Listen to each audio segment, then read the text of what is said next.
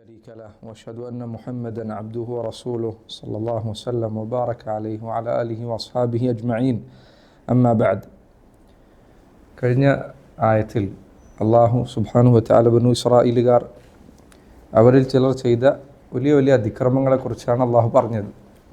ذلك بانهم كانوا يكفرون بآيات الله ويقتلون النبيين بغير الحق ذلك بما عصوا وكانوا يعتدون. ബനു ഇസ്രായീലുകാർ അവർക്കുമേൽ അല്ലാഹു സുബ്ഹാനഹു വ തആല ضربت عليهم الذلة والمسكنة, അവർക്കുമേൽ അപമാനവും മസ്കനത്തും. എന്താ മസ്കനത്ത്? കഴിഞ്ഞ ദർശനം എന്താ പറഞ്ഞ? മസ്കനത്ത് ദാരിദ്ര്യം. ദില്ലത്തും മസ്കനത്തും ദാരിദ്ര്യവും ഒക്കെ അവർക്കുമേൽ അടിച്ചേൽപ്പിക്കപ്പെട്ടു. ഇതിന് കാരണമായത് എന്താണ്? ذلك بأنهم كانوا يكفرون بآيات الله. അതിൻ്റെ ഒരു കാരണം അവർ അള്ളാഹുവിൻ്റെ ആയത്തുകളെ നിഷേധിച്ചു എന്നതാണ്. ويقتلون النبيين بغير الحق, നബിമാരെ അവർ അന്യായമായി കൊല ചെയ്തിരുന്നു എന്നതാണ്. ذلك بما عصوا, അവർ അള്ളാഹുവിനെ ധിക്കരിച്ചിരുന്നു എന്നതാണ്. وكانوا يعتدون, അവർ അതിര് കവിയാറുണ്ടായിരുന്നു എന്നതാണ്. അപ്പോൾ ഇത്രയും കാരണങ്ങൾ ബനു ഇസ്രായീലുകാർ അവർ ചെയ്ത അതിക്രമങ്ങളെക്കുറിച്ചാണ് പറയുന്നത്. അല്ലാഹു സുബ്ഹാനഹു വ തആല അവൻ അദ്ലാണ്, പരിപൂർണ നീതിയുള്ളവനാണ്. ബനു ഇസ്രായീലുകാരെ കുറിച്ചുള്ള ഈ ആയത്ത് കേൾക്കുന്ന ഒരാൾ ചിലപ്പോൾ ധരിച്ചേക്കാം അവരുടെ കൂട്ടത്തിൽ ഒരാൾ പോലും നല്ലവരുണ്ടായിരുന്നില്ല എന്ന്. അവരുടെ ചരിത്രം ഇത്രയും പറഞ്ഞതിലൊക്കെ എന്താ ഉള്ളത്? അവർ ചെയ്ത അതിക്രമങ്ങളാണുള്ളത്. അപ്പോൾ അവരെല്ലാവരും അങ്ങനെയായിരുന്നു. ബനു ഇസ്രായീലിൽ ഒരു മനുഷ്യനും നല്ലതില്ല എന്ന് ചിലർ ചിലപ്പോൾ തെറ്റിദ്ധരിച്ചേക്കാം. ആ തെറ്റിദ്ധാരണ നീക്കുന്നതിന് വേണ്ടിയാണ് അടുത്ത ആയത്ത്. അവരുടെ കൂട്ടത്തിൽ വിശ്വസിച്ച ആളുകളുണ്ടായിരുന്നു, സൽക്കർമ്മങ്ങൾ പ്രവർത്തിച്ച ആളുകളുണ്ടായിരുന്നു. അവർക്ക് ഒരിക്കലും എന്തു ചെയ്യുകയില്ല, അള്ളാഹു അവൻ്റെ പ്രതിഫലം തടഞ്ഞു വെക്കുകയില്ല. അത് ബോധ്യപ്പെടുത്തുന്നതിന് വേണ്ടി അടുത്തായത്. ഈ സാഹചര്യം മനസ്സിലാക്കുക എന്നത് വളരെ പ്രധാനപ്പെട്ടതാണ്. കാരണം ഈ സാഹചര്യം മനസ്സിലാക്കാതെ ആയത്ത് പാരായണം ചെയ്ത് പല ആളുകളും സർവമത സത്യവാദത്തിനു വരെ ഈ ആയത്ത് തെളിവാക്കാറുണ്ട്. കാരണം ഈ ആയത്ത് ഇൻഷാ അല്ലാഹ് കേട്ടാൽ നിങ്ങൾക്ക് മനസ്സിലാവും. ഈ ആയത്തിൽ ചില ആളുകൾ എല്ലാ ദീനും, ഒരാൾ യഹൂദനാകട്ടെ, നസ്രാനിയാകട്ടെ, സ്വാബി ആകട്ടെ, മുസ്ലിം ആകട്ടെ, ഇനി മറ്റേതെങ്കിലും ദീനിലുള്ളവനാകട്ടെ, അവരെല്ലാം അള്ളാഹുവിൻ്റെ അടുക്കൽ പരലോകത്ത് രക്ഷപ്പെടുന്നതാണ്. അവർക്ക് വിശ്വാസം ഉണ്ടായാൽ മതി, നല്ല പ്രവർത്തനങ്ങൾ ചെയ്താൽ മതി, അവരെല്ലാം വിജയിക്കുന്നതാണ് എന്നതിന് ഈ ആയത്ത് ചില ആളുകൾ തെളിവ് പിടിക്കാറുണ്ട്. സർവമത സത്യവാദം പറയുന്ന ആളുകൾ ഒരു ഈ ആയത്തിന് മേലാണ് പിടിക്കാറുള്ളത്. ഈ ആയത്തിന് തൊട്ട് മുൻപുള്ള സാഹചര്യം പരിശോധിച്ചാൽ പെട്ടെന്ന് മനസ്സിലാകും. പക്ഷേ ഈ സാഹചര്യത്തിൽ നിന്ന് അടർത്തിക്കൊണ്ട് ഈ ആയത്ത് വായിച്ചാൽ ചിലർക്ക് തെറ്റിദ്ധാരണ വരാനുള്ള സാധ്യതയുണ്ട്. അല്ലാഹു സുബ്ഹാനഹു വ തആല പറയാൻ, ഇന്നല്ലദീന ആമനു, തീർച്ചയായും അല്ലദീന ആമനു, മുഅ്മിനീങ്ങൾ. അല്ലദീന ഒരു കൂട്ടം ആളുകൾ. ഏതാ അല്ലദീന? എന്ത് വകുപ്പിൽ അത് പെടുക? ഏതായത് ഇസ്മു മൗസൂലാണ്. ഇന്നല്ലദീന ഒരു വിഭാഗം ആളുകൾ, ആമനു അവർ വിശ്വസിച്ചവരാണ്, ഈമാനുള്ള ഒരു വിഭാഗം ആളുകൾ. ഇന്നല്ലദീന ആമനു വല്ലദീന ഹാദു, രണ്ടാമത്തെ വിഭാഗം അല്ലദീന ഹാദു, യഹൂദരാണ്. ഇവിടെ ആദ്യം പറഞ്ഞ ഇന്നല്ലദീന ആമനു എന്നതുകൊണ്ട് ഉദ്ദേശം മുസ്ലിം ഉമ്മത്താണ്. നബി സല്ലല്ലാഹു അലൈഹി വസല്ലമയെ പിൻപറ്റിയ മുസ്ലിം ഉമ്മത്താണ് ഇവിടെ ഒന്നാമത് ഉദ്ദേശം. ഇന്നല്ലദീന ആമനു എന്നതുകൊണ്ട് ഉദ്ദേശം മുഅ്മിനീങ്ങളാണ്. അതിൽ തന്നെയും നബി സല്ലല്ലാഹു അലൈഹി വസല്ലമയുടെ ഉമ്മത്താണ് അവിടെ ഉദ്ദേശം. പിന്നെ അതിനുശേഷം യഹൂദർ, അല്ലദീന ഹാദു വന്നസാറ വസ്സാബിഈൻ, 4 മതങ്ങളെക്കുറിച്ചാണ് അവിടെ പറഞ്ഞത്. ഒന്ന് മുസ്ലിമീങ്ങൾ, യഹൂദർ, നസാറാക്കൽ, സാബിഈയാക്കൽ, 4 വിഭാഗം. മുസ്ലിമൂൻ, യഹൂദ്, നസാറ, സാബിഅ. ഇന്നല്ലദീന ആമനു വല്ലദീന ഹാദു വന്നസാറ വസ്സാബിഈൻ, ആദ്യം പറഞ്ഞത് മുഅ്മിനീങ്ങളാണ്. എന്തുകൊണ്ടാണ് അവരെ ആദ്യം പറഞ്ഞത്? മുഫസ്സിരീങ്ങളിൽ ചിലർ പറഞ്ഞു, കാരണം അവരാണ് ഏറ്റവും ശ്രേഷ്ഠരായ ജനത. കുൻതും ഖൈറ ഉമ്മത്തിൻ ഉഖ്രിജത് ലിന്നാസ്, നിങ്ങളാണ് ഏറ്റവും നല്ല ജനങ്ങൾ എന്നതുകൊണ്ടാണ് അവരെ ആദ്യം പറഞ്ഞത്. അല്ലെങ്കിൽ ആദ്യം വന്ന ആളുകൾ യഹൂദരാണ്, പിന്നീട് നസാറാക്കളാണ്, പിന്നീട് സാബിഈയാക്കളാണ് ഒരു അഭിപ്രായ പ്രകാരം. എന്നാൽ ആദ്യം മുഅ്മിനീങ്ങളെ പറഞ്ഞത് അല്ലെങ്കിൽ മുസ്ലിമീങ്ങളെ പ്രത്യേകം ആദ്യം എടുത്തു പറഞ്ഞത് അവരാണ് ഏറ്റവും ശ്രേഷ്ഠർ എന്നതുകൊണ്ടാണ്. ഒന്ന്. രണ്ടാമതൊരു കാരണം ചില ആളുകൾ പറഞ്ഞു ഇന്നല്ലദീന ആമനു, അല്ലദീന ആമനു എന്ന് നിരുപാധികം മുഅ്മിനീങ്ങൾ എന്ന് പറയാൻ ഏറ്റവും അർഹതയുള്ളത് ഈ ഉമ്മത്തിൽപ്പെട്ടവർക്കാണ്, മുൻപുള്ളവരെക്കാൾ. കാരണം ഈ ഉമ്മത്ത് എല്ലാത്തിലും വിശ്വസിച്ചിട്ടുണ്ട്, ഏറ്റവും അധികം വിശ്വസിച്ചവരുമാണ്.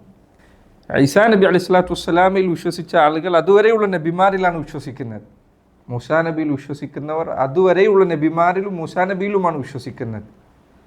എന്നാൽ മുഹമ്മദ് സല്ലല്ലാഹു അലൈഹി വസല്ലം അവിടുത്തെ ഒരാൾ വിശ്വസിച്ച് കഴിഞ്ഞാൽ അവൻ എല്ലാ നബിമാരിലും വിശ്വസിച്ചു കഴിഞ്ഞു, എല്ലാ കിതാബുകളിലും വിശ്വസിച്ചു കഴിഞ്ഞു. ഇനി വേറെ ദീൻ വരാനില്ല. അതുകൊണ്ടാണ് അവർക്ക് മുത്ലഖായ നിരുപാധികം മുഅ്മിൻ എന്ന് പറയാൻ പറ്റുന്നത് അവർക്കാണ്. കാരണം അവരെല്ലാത്തിലും വിശ്വസിച്ചിട്ടുണ്ട്. അതിന് സൂചന എവിടെയുണ്ട്? ബഖറയിലുണ്ട്. എവിടെയുണ്ട്? ബഖറയിൽ പ്രധാനപ്പെട്ട ആയത്തിലുണ്ട്.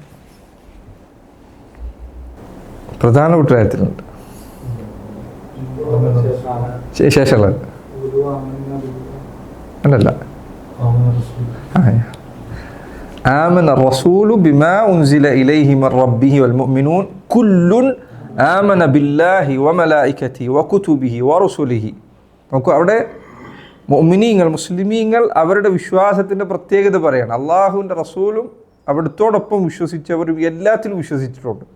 കാരണം അവർക്ക് മുൻപുള്ളതിൽ എല്ലാ നബിമാരും പെട്ടു, ഈസാ നബി, മൂസാ നബി.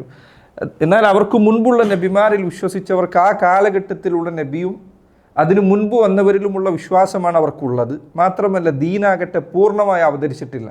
അത് ഈ ഉമ്മത്തിന് മാത്രം ലഭിച്ചതാണ്. അൽയൗമ അക്മൽതു ലക്കും ദീനക്കും വഅത്മംതു അലൈക്കും നിഅമതി വറദീതു ലക്കുമുൽ ഇസ്ലാമ ദീന. അതുകൊണ്ട് മുഅ്മിൻ എന്ന് നിരുപാധികം പറയാൻ കഴിയുന്നവർ അവരാണ്. അതല്ലെങ്കിൽ യഹൂദരിൽ മുഅ്മിനീങ്ങളുണ്ട്, നസാറാക്കളിൽ മുഅ്മിനീങ്ങളുണ്ട്. ഇത് അവരുടെ കാലഘട്ടങ്ങളിൽ അവരിൽ മുഅ്മിനീങ്ങളുണ്ട്. പക്ഷേ നിരുപാധികം മുഅ്മിൻ എന്ന് പറയാൻ കഴിയുന്നത് ആർക്കാണ്? ഈ ഉമ്മത്തിൽപ്പെട്ടവർക്കാണ്. കാരണം അവരെല്ലാത്തിലും വിശ്വസിച്ച ആൾക്കാരാണ്. അവർക്ക് വിശ്വസിക്കാൻ കൂടുതൽ കാര്യങ്ങളുണ്ട്. അതിലെല്ലാം അവർ വിശ്വസിച്ചിരിക്കുന്നു. മുൻപ് കഴിഞ്ഞവരിലെല്ലാം വിശ്വസിക്കും. ഇനിയൊരു നബി വരാനില്ല. അവരെ സംബന്ധിച്ചിടത്തോളം അവരുടെ വിശ്വാസം സമ്പൂർണ്ണമാണ് എന്നതുകൊണ്ട് തന്നെ അവരെയാണ് മുഅ്മിൻ എന്ന് നിരുപാധികം വിളിക്കാൻ അർഹതയുള്ളത്. അതുകൊണ്ടാണ് അവരെ ഇന്നല്ലദീന ആമനു എന്ന് വിളിക്കാൻ കാരണം.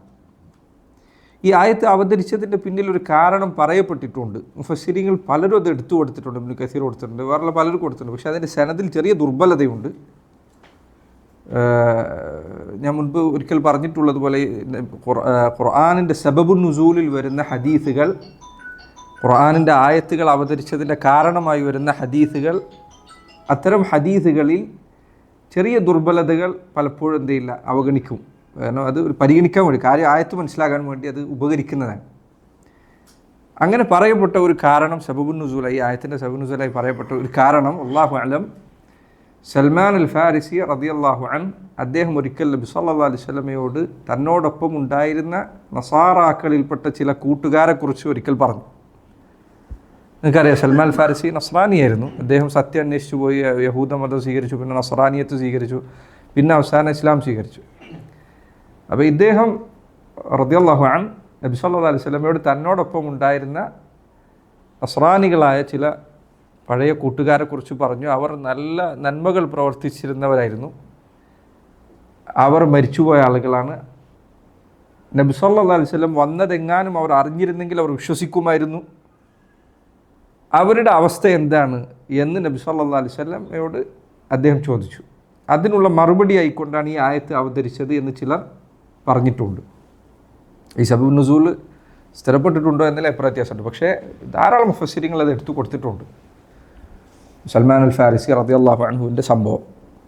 അപ്പോൾ അള്ളാഹു പറയാൻ ഇന്നല്ലദീന ആമനു, വിശ്വസിച്ച ആളുകൾ, വല്ലദീന ഹാദു, വല്ലദീന ഹാദു യഹൂദരാണ് അവിടെ ഉദ്ദേശം. യഹൂദർ, അവർക്ക് യഹൂദ് എന്ന് ഖുർആനിൽ നൽകിയ പേര് യഹൂദി എന്നതാണ്. ഈ കാലഘട്ടത്തിൽ അവർ തീരെ സ്വയം വിശേഷിപ്പിക്കാത്ത പേരാണ്. ഖുർആൻ അവർക്ക് നൽകിയ പേര് യഹൂദർ എന്ന പേരാണ്. ആ പേരിലാണ് അവരെ വിളിക്കാൻ ഏറ്റവും അർഹമായിട്ടുള്ളത്. അവരിന്ന് ഇസ്രായേലിയർ എന്നൊക്കെ പറയുന്നെങ്കിലും അവരെ ഏറ്റവും വിളിക്കാൻ അർഹമായിട്ടുള്ള പേര് യഹൂദർ എന്നതാണ്. അള്ളാഹു അവരെ വിളിച്ച പേരതാണ്. എന്തുകൊണ്ടാണ് അവർക്ക് യഹൂദ് എന്ന പേര് നൽകപ്പെട്ടത്? ചിലർ പറഞ്ഞു യഹൂദ് എന്ന പേര് വന്നത് അവർ ഇബാദത്തുൽ ഇജിൽ, വിഗ്രഹത്തെ ആരാധിക്കുക എന്ന പ്രവൃത്തി ചെയ്യുകയും പിന്നീട് അതിൽ നിന്ന് പശ്ചാത്തപിച്ചു മടങ്ങുകയും ചെയ്തു എന്ന അർത്ഥത്തിലാണ് അവർക്ക് യഹൂദർ എന്ന് പേര് നൽകപ്പെട്ടത്. ഖുർആനിൽ അല്ലാഹു സുബ്ഹാനഹു വ തആല അവരെക്കുറിച്ച് വിവരിച്ചപ്പോൾ ഇന്ന ഹുദ്ന ഇലൈക് യഹൂദർ പറഞ്ഞതായി ഖുർആൻ വന്നിട്ടുണ്ട്. ഇന്ന ഹുദ്ന ഇലൈക്. അപ്പോൾ അവർ തൗബ ചെയ്ത ആളുകളാണ്. പറഞ്ഞു ഹവദ് എന്ന് പറഞ്ഞ തൗബയാണ്, മടക്കമാണ്. അള്ളാഹുവിലേക്ക് പശ്ചാത്തപിച്ചു മടങ്ങിയവർ എന്ന അർത്ഥത്തിലാണ് യഹൂദർക്ക് യഹൂദി എന്ന പേര് നൽകപ്പെട്ടത്. അത് അവർക്ക് തൗബ ഉണ്ടായിട്ടുണ്ട്. അത് ഒരു പ്രബലമായ അഭിപ്രായങ്ങളൊന്നതാണ്. അവർ ഈ പശുക്കുട്ടിയെ ആരാധിച്ച് അതിൽ നിന്ന് പശ്ചാത്തപിച്ചു മടങ്ങിയവർ എന്ന അർത്ഥത്തിലാണ് അവർക്ക് യഹൂദ് എന്ന പേര് നൽകി. രണ്ടാമതൊരു അഭിപ്രായമുള്ളത് യഹൂദ് എന്നാൽ യഹൂദ, ദാലല്ല ദാല, യഹൂദ ഇബ്നി യാക്കൂബ് നബിയുടെ മകനായ യഹൂദ, അദ്ദേഹത്തിൻ്റെ മക്കൾ, അദ്ദേഹത്തിൻ്റെ പരമ്പരയിൽപ്പെട്ടവർക്കാണ് യഹൂദ് എന്ന് പറയുന്നത്. രണ്ടാമത്തെ അഭിപ്രായം. ഈ രണ്ട് അഭിപ്രായങ്ങളുടെ ഇതെല്ലാത്ത അഭിപ്രായങ്ങളുമുണ്ട്, പക്ഷേ പ്രബലമായ രണ്ട് അഭിപ്രായം ഇതാണ്. ഒന്ന്, അവർ തൗബ ചെയ്തവർ എന്ന അർത്ഥത്തിലാണ് യഹൂദ് എന്ന് വന്നത്. രണ്ട്, യഹൂദ ഇബ്നു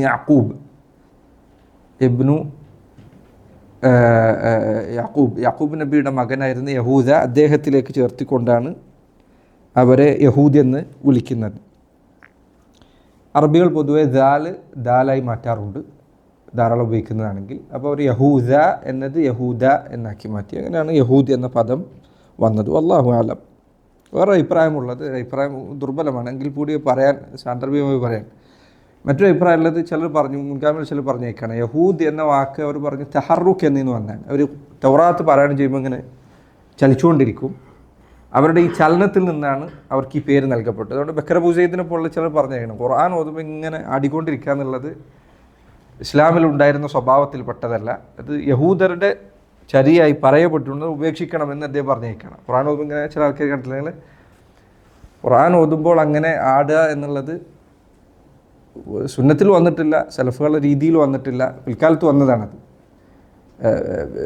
അദ്ദേഹം പറഞ്ഞു, ചിലർ പറഞ്ഞിട്ടുണ്ട് അത് യഹൂദരുടെ സ്വഭാവത്തിൽപ്പെട്ടതായിരുന്നു, ഈ തൗറാത്ത് പാരായണം ചെയ്യുമ്പോൾ ഇങ്ങനെ ആടിക്കൊണ്ടിരിക്കുക എന്നുള്ളത്. അതുകൊണ്ട് ഇത് ഉപേക്ഷിക്കണം എന്ന് പറഞ്ഞ ആളുകൾ, ആ അർത്ഥത്തിലാണ് യഹൂദ് എന്ന പേര് വന്നത് എന്നൊരു അഭിപ്രായം കൂടിയുണ്ട്. പക്ഷേ ഇത് കുറച്ചുകൂടി ദുർബലമായ അഭിപ്രായം. ശരി, അള്ളാഹു പറയുന്നു ഇന്നല്ലദീന ആമനു, മുസ്ലിമീങ്ങൾ, ഇത് നബി സല്ലല്ലാഹു അലൈഹി വസല്ലമയെ പിൻപറ്റിയ ആളുകൾ, വല്ലദീന ഹാദു, അതുപോലെ തന്നെ യഹൂദർ,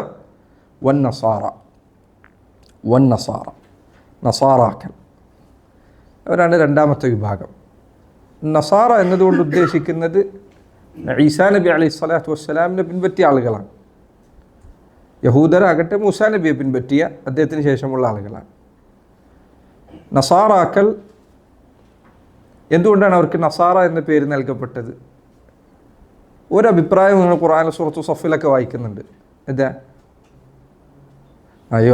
ഖാല മൻ അൻസാരി ഇലല്ലാഹ് ഖാലൽ ഹവാരിയൂന നഹ്നു അൻസാറുല്ലാഹ്. ഈസാ നബി അലൈഹി സ്വലാത്തു വസ്സലാം ഹവാരികളോട് ചോദിച്ചു, അള്ളാഹുവിൻ്റെ കാര്യത്തിൽ എന്നെ സഹായിക്കാൻ ആരുണ്ട്? അപ്പോൾ ഹവാരികൾ അവർ പറഞ്ഞു, നഹ്നു അൻസാറുല്ലാഹ്, ഞങ്ങൾ അള്ളാഹുവിൻ്റെ സഹായികളാണ്. അവർ പറഞ്ഞു അള്ളാഹുവിൻ്റെ സഹായികൾ എന്ന അർത്ഥത്തിലാണ് നസാറ എന്ന പേര് വന്നത്. നഹ്നു അൻസാറുല്ലാഹ് എന്ന ആ വാക്കിൽ നിന്നാണ് നസ്രാനികൾക്ക് നസാറ എന്ന പേര് നൽകപ്പെട്ടത്. രണ്ടാമത്തെ അഭിപ്രായം, ഈസാ നബി അലൈഹി സ്വലാത്തു വസ്സലാം അദ്ദേഹം വന്നിറങ്ങിയ നസാറ എന്ന പ്രദേശം ഫലസ്തീൻ സ്ഥലമാണിത്. ആ സ്ഥലം അതിലേക്ക് ചേർത്തിക്കൊണ്ടാണ് ഇവർക്ക് നസാറ എന്ന പേര് നൽകപ്പെടും. നമ്മൾ മലയാളത്തിൽ പറയലുണ്ട് അല്ലേ, നസാറായക്കാരനായ യേശു ക്രിസ്തു എന്ന്. അസ്സലാമു വറഹ്മത്തുള്ളാഹി. അപ്പോൾ നസാറ എന്ന പേരിൻ്റെ രണ്ട് കാരണങ്ങൾ, ഒന്ന് അൻസാറുല്ലാഹ് എന്ന വാക്കിൽ നിന്ന് വന്നതാണ്, രണ്ട് ഞാനീ പറഞ്ഞ അഭിപ്രായമാണ്. ചിലർ അന്നാസിറ എന്ന നാട്ടിൽ നിന്ന് വന്നതാണ്, അന്നാസിറ എന്ന നാട്ടിലേക്ക് ചേർത്തി കൊണ്ടുവന്നതാണ്. അപ്പോൾ രണ്ട് ആളുകളായി. ഇന്നല്ലദീന ആമനു, മുസ്ലിമീങ്ങൾ, വല്ലദീന ഹാദു, യഹൂദർ, മൂന്ന്, നസാറ, നസാറാക്കൽ. ഇവിടെ ശ്രദ്ധിക്കാൻ ഒരു കാര്യമുണ്ട്. ബക്കർ ബുസൈദിനെ പോലുള്ളവർ പറഞ്ഞു, ഷെയ്ഖ് ഫൗസാനൊക്കെ പറഞ്ഞിട്ടുണ്ട്, നസാറാക്കൾക്ക് ഖുർആൻ എല്ലായിടത്തും നൽകിയ പേര് നസാറ എന്നതാണ്. പിൽക്കാലത്ത് നിർമ്മിക്കപ്പെട്ട പേരാണ് മസീഹികൾ എന്നത്, ക്രൈസ്തവർ എന്ന പേര്. ക്രിസ്തുവിനെ പിൻപറ്റിയവർ എന്ന അർത്ഥത്തിൽ മസീഹുകൾ എന്ന പേര് പിൽക്കാലത്ത് വന്ന പേരാണ്. പഴയകാല കിതാബുകളൊന്നും ആ പേരില്ല. അതുകൊണ്ട് ഖുർആനും സുന്നത്തും ഉപയോഗിച്ച പേര് ഉപയോഗിക്കലാണ് ഏറ്റവും നല്ലത്. എപ്പോഴല്ലാതെ ആൾക്കാർക്ക് ഇത് മനസ്സിലാവില്ലെങ്കിൽ, നിങ്ങൾ നസ്രാനി എന്ന് പറഞ്ഞാൽ ഒരാൾക്ക് മനസ്സിലാകില്ലെങ്കിൽ ക്രൈസ്തവൻ എന്ന് പറയുന്നതിൽ തെറ്റില്ല. പക്ഷേ അസല് എപ്പോഴും ഉപയോഗിക്കാൻ ഏറ്റവും അർഹമായ പേര് അള്ളാഹ് ഉപയോഗിച്ച പേരാണ്. ഇത് ദീനിൽ എപ്പോഴും ശ്രദ്ധിക്കേണ്ട കാര്യം. ഖുർആനും സുന്നത്തൊരു പദം കൊണ്ടുവന്നാൽ ആ പദമാണ് ഏത് വിഷയത്തിൽ ഉപയോഗിക്കാൻ ഏറ്റവും നല്ലത്. ആ പദം മാറ്റുന്നതിനേക്കാളും അതിൽ ഉറച്ചു നിൽക്കുക എന്നുള്ളതാണ് ഏറ്റവും നല്ലത്. ഇന്നല്ലദീന ആമനു വല്ലദീന ഹാദു വന്നസാറ വസ്സാബിഈൻ സാബി ശരി. അല്ലദീന ഹാദു യഹൂദ്, നസാറ നസ്രാനി എന്നതിൻ്റെ ബഹുവചനാണ് നസാറ എന്നത്. വസ്സാബിഈൻ എന്നത് ഏതിൻ്റെ ബഹുവചനായിരിക്കും? സാബി. നമ്മൾ പഠിച്ച ഫേലല്ലേ ഇത്? സബ. അതിൻ്റെ ഫേൽ ഏതായിരിക്കും? സബ. സബ എന്ന് പറഞ്ഞാൽ ഖറജൻ. ഇത് ദീനിൽ നിന്ന് പുറത്തു പോകുന്നവനാണ് സബ എന്ന് പറയാം.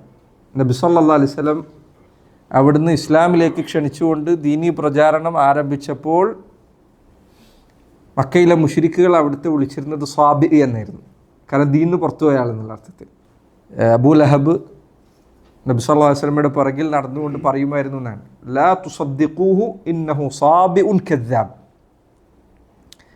നിങ്ങൾ മുഹമ്മദ് നബി സല്ലല്ലാഹു അലൈഹി വസല്ലമയെ ചൂണ്ടിക്കൊണ്ട് അവൻ പറയും, അയാളെ വിശ്വസിക്കരുത്.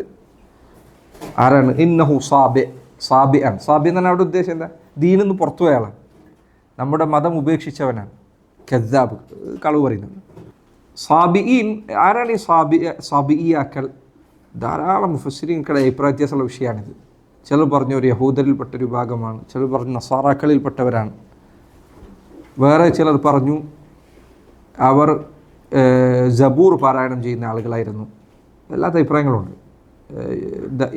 ഏതാണ്ട് ഇബ്നു കസീർ, ഇബ്നു ഉസൈമീൻ, അതുപോലെ ഷെയ്ഖ് ഇസ്ലാം ഇബ്നു തൈമിയ്യ, ഇബ്നുൽ ഖയ്യിം ഇവരൊക്കെ സ്വീകരിച്ച അഭിപ്രായങ്ങളിലൊന്ന്, അല്ലാഹു അഅലം, അവർ പറഞ്ഞു സാബിഈയാക്കൾ എന്നാൽ അവർ നബിമാർ പ്രബോധനം ചെയ്തിരുന്ന അടിസ്ഥാന വിശ്വാസങ്ങൾ സ്വീകരിച്ചിരുന്ന ആളുകളാണ്. അള്ളാഹു ഉണ്ട്, പരലോകമുണ്ട്, നന്മ ചെയ്യണം, സൽക്കർമ്മങ്ങൾ പ്രവർത്തിക്കണം, ഇങ്ങനെ പൊതു അടിത്തറകൾ അവർക്കുണ്ട്. പക്ഷേ ഒരു പ്രത്യേക ശരീഅത്തില്ലാത്ത ആളുകളാണ്. നമുക്ക് ശരീഅത്തില്ല അതാണ് ധാരാളം പേർ സ്വീകരിച്ച അഭിപ്രായമാണത്. വേറെ അഭിപ്രായം സ്വീകരിച്ച ആൾക്കാരുണ്ട്. എൻ്റെ അഭിപ്രായം ഉസൂലുദ്ദീൻ എന്ന് പറയാവുന്ന കാര്യം ഈ ആയത്തിൽ പറഞ്ഞ കാര്യങ്ങളാണ്. 3 കാര്യം: ഈമാൻ ബില്ലാഹ് വൽ യൗമുൽ ആഖിർ വൽ അമൽ സാലിഹ്.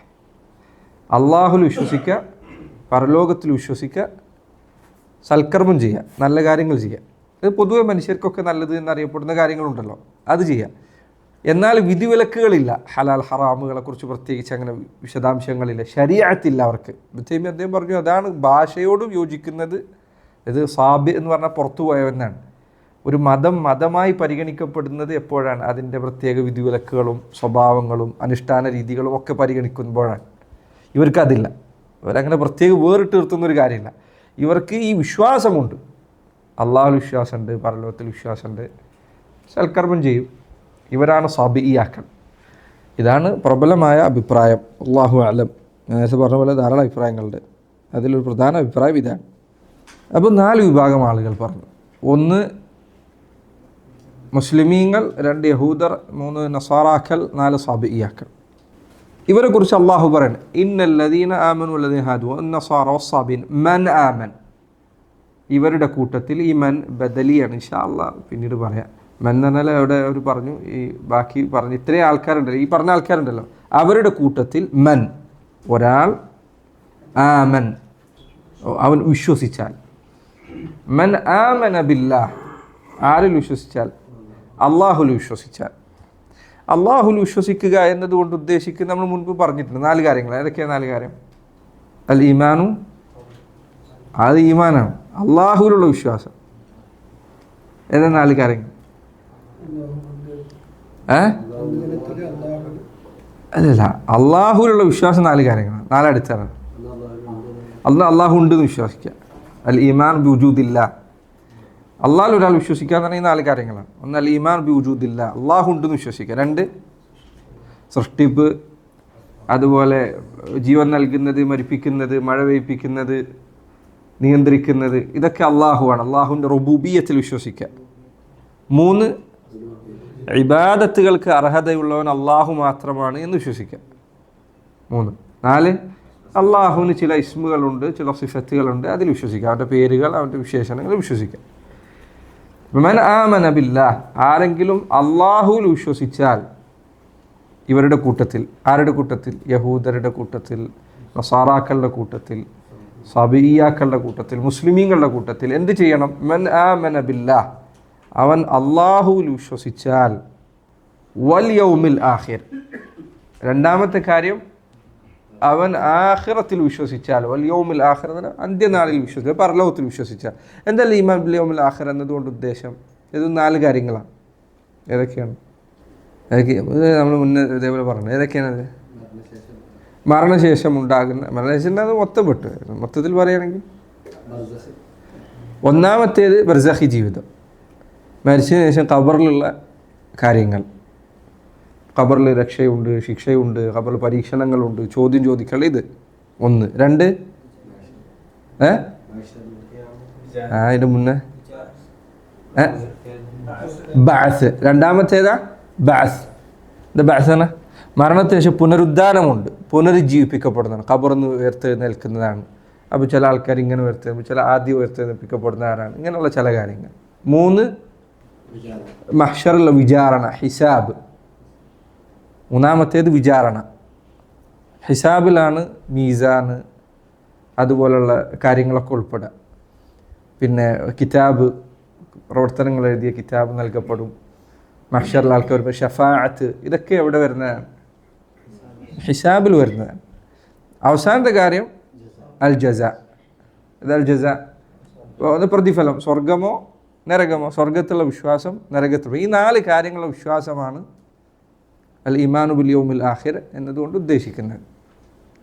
അപ്പോൾ ഇവരുടെ കൂട്ടത്തിൽ നിന്ന് ആരെങ്കിലും അള്ളാഹുവിൽ വിശ്വസിച്ചാൽ, അന്ത്യനാളിൽ വിശ്വസിച്ചാൽ, മൻ ആമന ബില്ലാഹി വൽ യൗമിൽ ആഖിർ വഅമില സാലിഹൻ, വഅമില സാലിഹൻ, സാലിഹായ അമൽ പ്രവർത്തിച്ചാൽ, വഅമില, അമില എന്ന് പറഞ്ഞത് പ്രവർത്തിച്ചാൽ, മൻ്റെ ബാക്കിയാണ് അതൊക്കെ. മൻ ആമന ബില്ലാഹി വൽ യൗമിൽ ആഖിർ വമൻ അമില സാലിഹൻ, അമില, അമില പ്രവർത്തിച്ചു, സാലിഹൻ, സാലിഹൻ എന്ന് പറയുമ്പോൾ സൂക്ഷ്മമായ അർത്ഥം എന്തായിരിക്കും?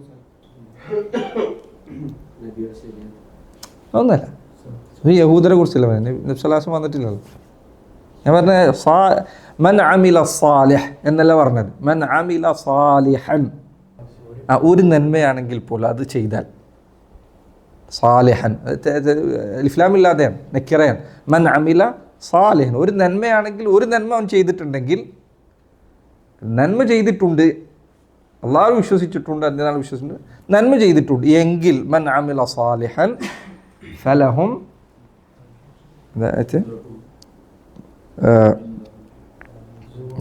ഫലഹും അജ്റുഹും ഇൻദ റബ്ബിഹിം വലാ ഖൗഫുൻ അലൈഹിം വലാ ഹും യഹ്സനൂൻ. ഇത് വിശദീകരിക്കുന്നതിന് മുൻപ് ഞാൻ ചോദിക്കട്ടെ, ഇതിനു മുൻപ് എവിടെയാണ് ആമന ബില്ലാഹി വൽ യൗമിൽ ആഖിർ എന്നത് വന്നത്?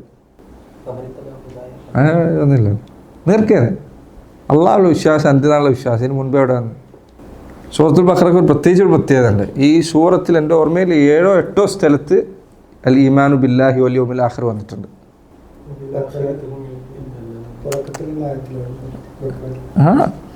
എവിടെ? ഞാൻ പറഞ്ഞ എല്ലാവരും പറയും, ومن الناس من يقول آمنا بالله وباليوم الآخر. അവിടെ അള്ളാഹുള്ള വിശ്വാസം, ആഖിറുള്ള വിശ്വാസം വന്നിട്ടുണ്ട്. ഇനി ബഖറ എടുത്ത് നോക്കിയാൽ ഇത് പലയിടത്തും കാണാൻ നിൽക്കുക. ധാരാളം സ്ഥലത്ത് നിങ്ങൾ പറ്റുകയാണെങ്കിൽ ബഖറ ഒരു തവണ ഓതി നോക്കി, ഇങ്ങനെ അൽ ഈമാനു ബില്ലാഹി വൽ യൗമിൽ ആഖിർ.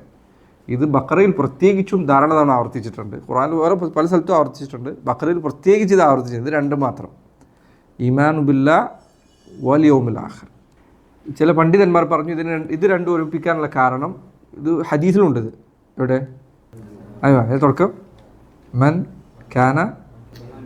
മൻ കാന യുഅ്മിനു ബില്ലാഹി വൽ യൗമിൽ ആഖിർ ഫൽയുക്രിം ضيفഹു ഫൽയുക്രിം ജാറഹു ഫൽയഖുൽ ഖൈറൻ ഔ ലിയസ്മുത്. ആരെങ്കിലും അല്ലാഹുവിലും അന്ത്യനാളിലും വിശ്വസിക്കുന്നെങ്കിൽ, ധാരാളം ഹദീസുള്ളത് ഈ അള്ളാഹുൽ എന്താണ് വിശ്വസിക്കുക എന്നുള്ളത്. അതിന് അവർ പറഞ്ഞ കാരണം അവർ പറഞ്ഞു, ഒന്ന് ദാഫിആണ്, മറ്റൊന്ന് മാനിആണ്. ഒന്ന് ദാഫിആണ്, മറ്റൊന്ന് മാനിആണ്. അള്ളാഹുവിലുള്ള വിശ്വാസം സൽക്കർമ്മങ്ങൾ പ്രവർത്തിക്കാനുള്ള ദാഫിആണ്, പ്രേരകമാണ്, അതിലേക്ക് തള്ളുന്നതാണ്. അന്ത്യനാളിലുള്ള വിശ്വാസം മാനിആണ്. എന്തിൽ നിന്ന്? മാനിഅ എന്ന് പറഞ്ഞാൽ തടസ്സമാണ്, താക്കീത് നൽകുന്ന, പിറകോട്ട് വലിക്കുന്ന കാര്യം. എന്തിൽ നിന്ന്? തിന്മ ചെയ്യുന്നത്. അപ്പോൾ ഒന്ന് നന്മയിലേക്കും മറ്റൊന്ന് തിന്മയിൽ നിന്നും, ഒന്ന് നന്മയിലേക്ക് അടുപ്പിക്കുകയും മറ്റൊന്ന് തിന്മയിൽ നിന്ന് അകറ്റുകയും ചെയ്യുന്ന കാര്യമാണ്. അതുകൊണ്ട് അവർ പറഞ്ഞു ഇത് രണ്ടും ദാഫിഉൻ വ മാനിഅ, പ്രേരകവും തടസ്സവുമാണ്. നന്മയിലേക്കുള്ള പ്രേരണയും തിന്മയിൽ നിന്നുള്ള തടസ്സവുമാണ്. അതുകൊണ്ടാണ് ഇത് പലയിടത്തും ആവർത്തിക്കുന്നത്, അള്ളാഹുള്ള വിശ്വാസവും പരലോക വിശ്വാസവും.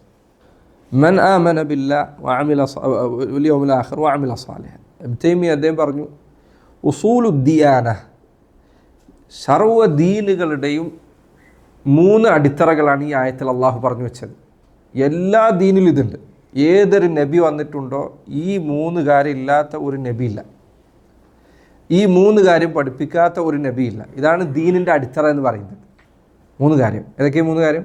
അള്ളാഹുള്ള വിശ്വാസം, പരലോകത്തിലുള്ള വിശ്വാസം, അമലു സാലിഹ്.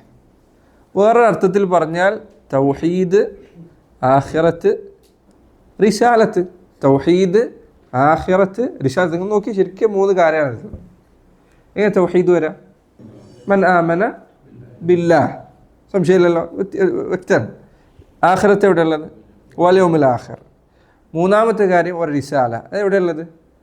അമില സാലിഹൻ. കാരണം നന്മ ചെയ്തോ എന്ന് പറഞ്ഞിട്ട് നബിമാർ അങ്ങ് വെറുതെ വിടുകയല്ല ചെയ്യുന്നത്. പിന്നെ നബിമാർ കാണിച്ചു കൊടുക്കുന്നത് പോലെ ചെയ്യണം എന്നാണ് പറയുന്നത്. അത് റിസാലത്തുള്ള വിശ്വാസമാണ്. ഒരു കാര്യം നന്മയാകുന്നത് നബിമാർ കാണിച്ചു കൊടുക്കുമ്പോഴാണ്, നബിമാർ പറയുമ്പോഴാണ്, നബിമാർ പഠിപ്പിച്ചു കൊടുക്കുമ്പോഴാണ്. അപ്പം നബിമാർ പറഞ്ഞു കൊടുക്കുന്നതാണ് അമലു സാലിഹാത്താകുന്നത്. എന്നതുകൊണ്ട് തന്നെ അത് റിസാലത്തിലുള്ള വിശ്വാസമാണ്. ഇത് യഥാർത്ഥത്തിൽ ദഅവ മേഖലയിലുള്ള ആളുകൾ ശ്രദ്ധിക്കേണ്ട കാര്യമാണ്. ഒരു പൊതുപരിപാടിയോ അല്ലെങ്കിൽ പബ്ലിക്കിൽ സംസാരിക്കുകയൊക്കെ ചെയ്യുമ്പോൾ ഈ 3 കാര്യങ്ങൾ സ്പർശിക്കാൻ ശ്രമിക്കണം. കാരണം ഇത് ദഅവത്തിൻ്റെ അസ്ലുകളാണ്. തൗഹീദ്, ആഖിറത്ത്, റിസാലത്ത്. പണ്ട് പിന്നെ തൗഹീദ് പ്രബോധനം നടന്ന പഴയ കാലത്ത് ചരിത്രം എടുത്ത് വായിച്ചതൊക്കെ കാണാം. പലപ്പോഴും നടന്നിരുന്നത് ത്രിദിന പ്രഭാഷണ പരിപാടികളാണ്. അപ്പോൾ ഈ ത്രിദിന പ്രഭാഷണം എന്തിനായിരിക്കും? അന്ന് അതിനു വേണ്ടി പ്രസംഗിച്ചിരുന്ന പല ആൾക്കാരാണ്, അല്ലാഹു അർഹമുഹും. ഒരാൾ വരും, ഒരു ദിവസം പരലോകം, വേറൊരാൾ വന്നിട്ട് ഒരു സിത്തിബ, വേറൊരാൾ വന്നിട്ട് ഒരു തൗഹീദ്. അത് ചിലപ്പോൾ അങ്ങോട്ട് ഒരു ക്രമം മാറുന്നു മാത്രം. കാരണം ഈ 3 കാര്യങ്ങളാണ് അസ്ലുകൾ: തൗഹീദ്, ആഖിറത്ത്, റിസാലത്ത്. ഈ 3ഉം ദിയാനത്തുകളുടെ അടിത്തറയാണ്. എല്ലാ ദീനിലും ഇത് വന്നിട്ടുണ്ട്. ഒരു നബി പോലും ഇത് പഠിപ്പിക്കാത്തില്ല. അതുകൊണ്ടാണ് അള്ളാഹു അത് ഇവിടെ പറഞ്ഞത്. നമുക്ക് ഖുർആനിലെ ആയത്തുകളുടെ സൂക്ഷ്മത നിങ്ങൾക്ക് ഇത് കാണാൻ പറ്റും. 3 അസ്ലുകളാണ് അവിടെ അള്ളാഹു സുബ്ഹാനഹു വ തആല പറഞ്ഞു വെച്ചത്.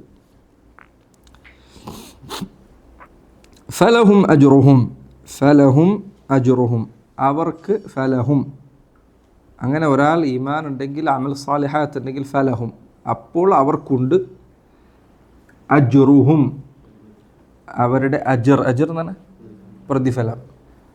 ഖുർആൻ 2 വാക്കുകളാണ് പലപ്പോഴും ഇതിന് ഉപയോഗിച്ചത്. ഒന്നല്ലേ അജർ അല്ലെങ്കിൽ സവാബ്. അജർ എന്ന് പറഞ്ഞാൽ ശരിക്കും എന്തിനാ പറയാ? ഒരാൾ ജോലി എടുത്താൽ അതിന് കൊടുക്കുന്ന കൂലിക്കാണ് അജർ എന്ന് പറയാം. ഫലഹും അജ്റുഹും, അവർക്ക് അവരുടെ പ്രവർത്തനത്തിന് കൂലിയുണ്ട് എന്നാണ് ശരിക്കും അതിൻ്റെ അർത്ഥം.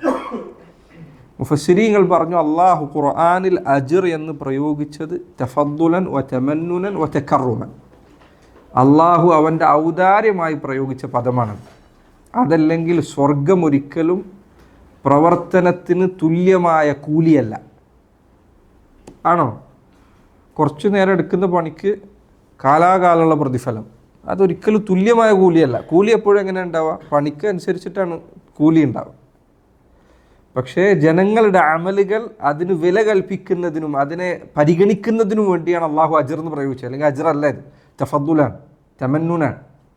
അള്ളാഹു അവൻ്റെ ഔദാര്യമായി കൊടുക്കുന്നത് മാത്രമാണ് സ്വർഗം, അല്ലാതെ അമലിന് തുല്യമല്ല. സ്വർഗം ഒരിക്കലും അമലിന് തുല്യമായ പ്രതിഫലമല്ല, അത് സാധിക്കില്ല.